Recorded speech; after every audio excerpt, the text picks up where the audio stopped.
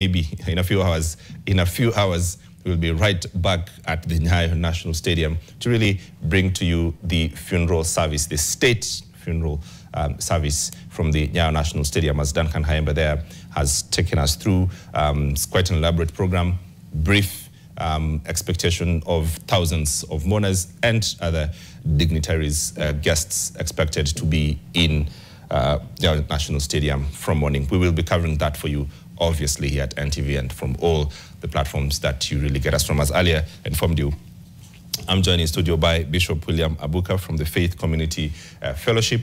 And Bishop, just picking up from where Duncan has left, brief funeral service, but just before maybe we get to technicalities, what I really need your expertise to help me with, what kind of a service we'll be seeing tomorrow? What's your reflection of this moment? Did you have, personal relations, with the former premier? What can you tell us about the man? Thank you very much, James. Tomorrow we expect a brief session, the Christian service, or rather the church part, that will be given to the honor of the late Prime Minister. We expect it to be brief. It will be handled by the Anglican Church of Kenya, and we respect that. And we also know that there are going to be speeches. But we are, as a team of clergy from other denominations, we will also be part of the service team. In relation to our relationship and association with Raila, I have been a very close friend of the Raila family. And for a long time, we have been ministering in Zoma. I'm just not alone. We are a college of bishops that we have been ministering there every Wednesday evening. Every Wednesday morning around 7 o'clock. We always been trooping there to pray together with the family. Sometimes the Prime Minister is not there, sometimes he's not there. But we have made it a tradition, even when some of us are not there. The few that are there will go and pray to the family. Dr. Raila Odinga, the beloved wife of the late Prime Minister, will give us quality time to share, pray, and also direct the thinking of the family on what God is saying. Mm-hmm. Bishop, there's, quite a situation that, the country has to deal with right now. The wishes of the former premier to be interred within 72 hours of his passing. That's on his will. He's also, as you've seen, has a huge following, and huge supporters want to pay their respect. The state has offered a state funeral. All these things sort of happening at the same time. You would imagine how the country is on edge to the extent that, like today, the people didn't think they would have enough time, to the mourners to view his body and give their respect. What would you say, just from the church's point of view, on how to handle this moment where there is an express will, from the departed, but also is a national leader. He's owned by the public, if you like. Thank you. James, let me tell you, one time I watched the funeral service, and even after the death of the former Prime Minister of Israel, Yitzhak Rabin, and I think it took less than 1 week. What really moved me was when his granddaughter was talking to the public and saying, what is it that I could have done that I didn't do to save your life, and Grandpa? And she spoke very passionately and very painfully. But the thing was driven within 5 days, less than 1 week, Yitzhak Rabin was buried. He is a believer like we do. Right. He believes the same God that I do. And people didn't have a problem. The reason we have testaments is because they are last statements.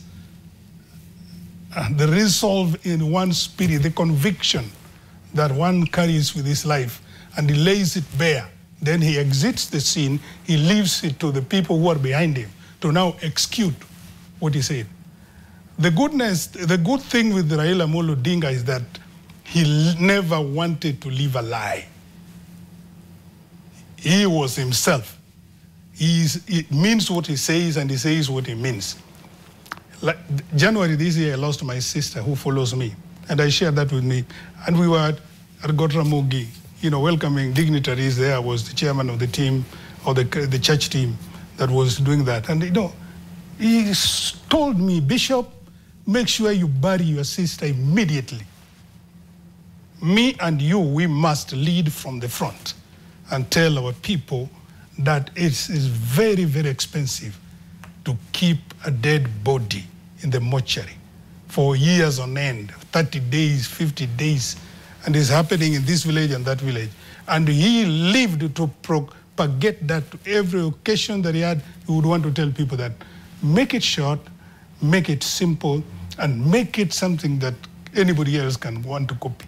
And the other day, we were visited with Corona here. How many days were we taking? It was immediate.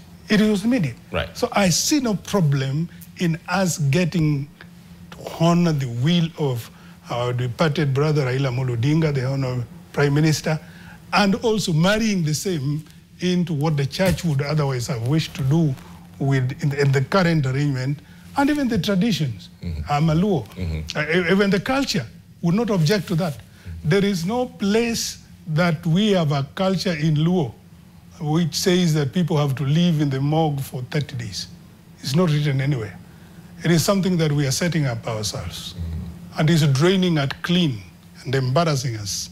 We can't continue like that. I want to congratulate Raila posthumously for setting a trend that people can copy. That you can take a few days, bury the dead, do less spending on funerals, and save money to help the people that are remaining behind.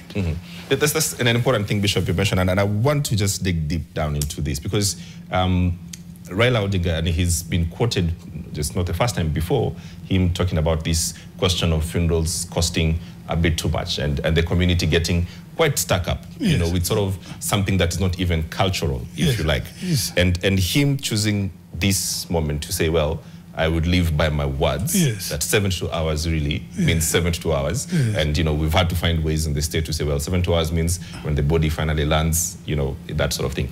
But the question really is, and how to speak more to this, about Raila and moving the Luo culture forward, propelling it forward. Could you speak just more to that? Well, people have talked about retrogressive Luo culture. And we have tried to delve deep into this. And we have never found anything close to what is happening now as having been propagated by our forefathers. And people pick things and they get used to them, then they call them culture. And we could name quite a few things that the time would not allow. Yes, today I have a neighbor who is also a cousin, a professor, is building a house for his kids and is putting the twin houses on one side and they are permanent expensive structures that can live for 100 years. And he's telling his kids, there's no land. You don't have to migrate from here to go buy another land or to put another home. We can all live here. We can all live here. Right. What have we been told is the culture of Luo? Let the first son build on the right, the second son build on the left, then they leave one after another, then they occupy 2 acres each, then they get buried there. And that is what Raila has been telling us. Is waste, is poor land economics. The moment you have started burying people, littering the whole place with dead bodies, and misusing... You can't use it for agriculture. You can't use it for agriculture. The value goes down. Nobody will want to buy that land. Right. And you can see, already, not only is he giving us direction by the number of days he wants his body to take on before he's buried, he's also telling us, and he has been preaching this all along, that you can use a small space to bury all the dead. You understand? And leave the rest of the space for good use. Yes, do agriculture, do farming there. Talk to us, Bishop, a bit about this bit, the Kango Ka Jaramogi, right? Where, all the, supposedly the sons, the daughters of Jaramogi are getting buried as a concept, right? And how that is integrated in culture. I don't think it's anything new, James. When we were young, we would see our forefathers living together in a circuit like the Swahili style. There are 6, 7, 8 brothers surrounding the house of the father, and they would live there. They have 10, 20 acres somewhere else. They would go do their farms, they come and live here. And that also meant that if they die, all their dead bodies would be buried around here. They did not believe. My own grandfather, Jojo Guati, would not want to believe that his son is going to build somewhere else and then he's going to be buried there. The body will have to be carried back here. Okay. You understand? So Kangoka Jaramogi is not coming up with something new. It is just the migration from northern Nyanza to what we currently call Siaya and Central, and then southern Nyanza. The migration left us with no option but to bury the dead where we had settled. You understand?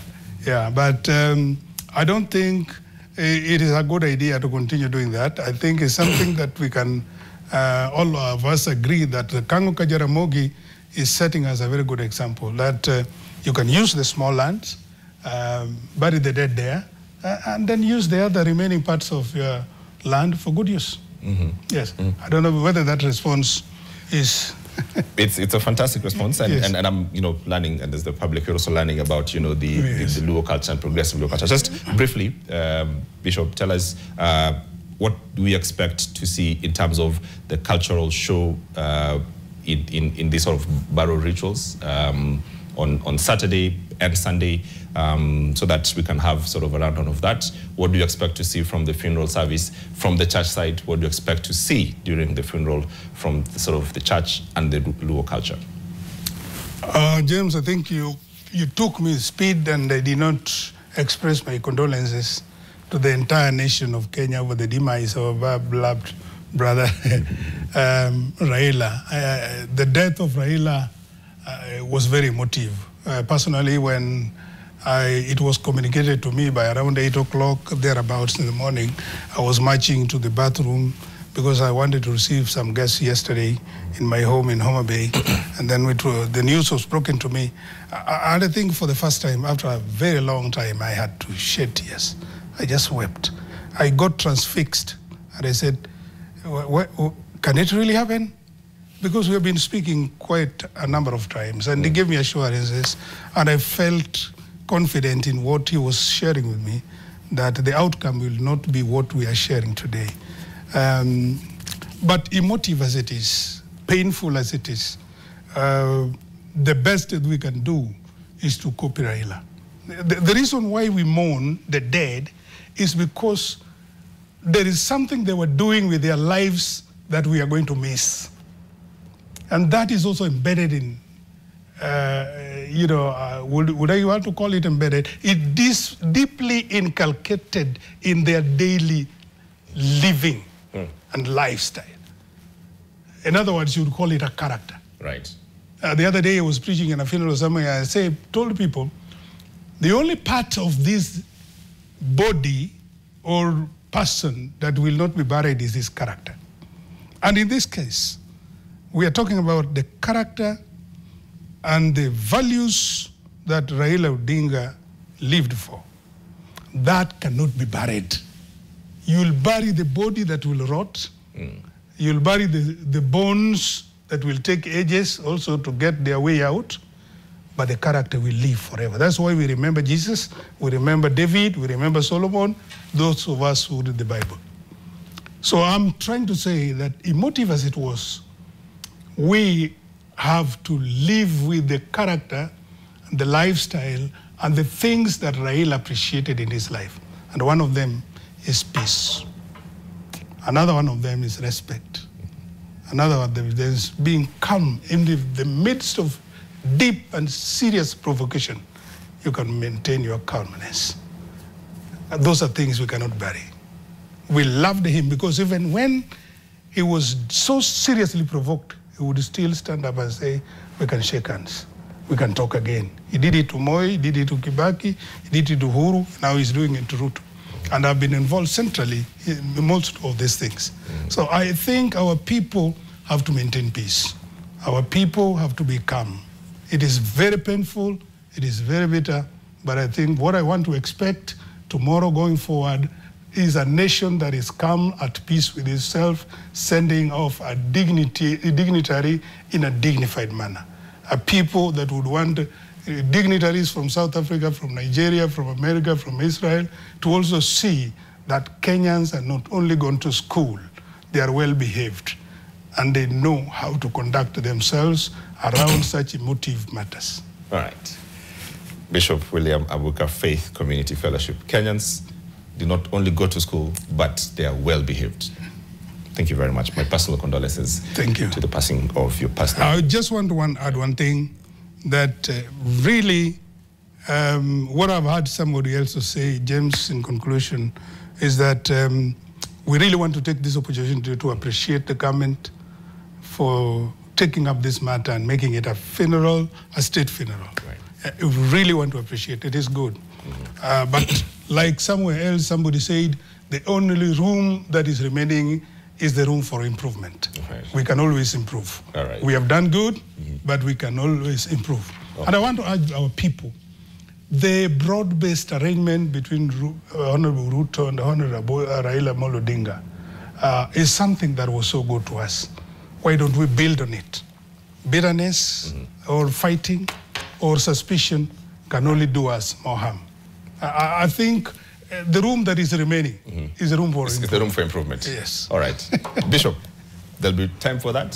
Thank you very much for coming. Thank you very much for coming and giving us your thought. That's Bishop William Abuka from the Faith Community Fellowship, a personal friend and confidant of departed Premier Raila.